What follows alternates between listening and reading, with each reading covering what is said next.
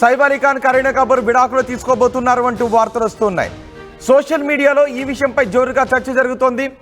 గత నెల సైఫ్ అలీ ఖాన్ పై దాడి జరిగింది. ఆ దాడి పెద్ద నాటకీయంగా జరిగింది. సైఫ్ అలీ ఖాన్ వెన్నులో కత్తి దించాడు దుండగుడు. ఆ తర్వాత సైఫ్ అలీ ఖాన్ని హాస్పిటల్లో అడ్మిట్ చేశారు, తర్వాత డిశ్చార్జ్ అయ్యారు.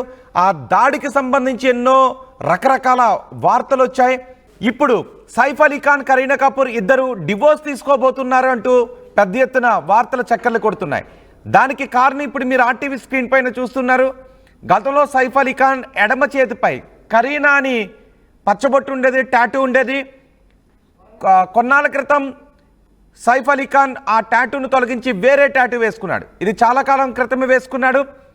కానీ అప్పటి నుంచే సైఫ్ అలీ ఖాన్, కరీనా కపూర్ మధ్య కొన్ని విభేదాలు ఉన్నాయి.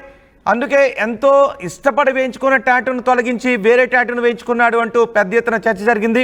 మీరు గతంలో ఉన్న టాటూని, ఇప్పుడున్న టాటూని కూడా మీరు ఆర్టీవీ స్క్రీన్ పైన చూడొచ్చు.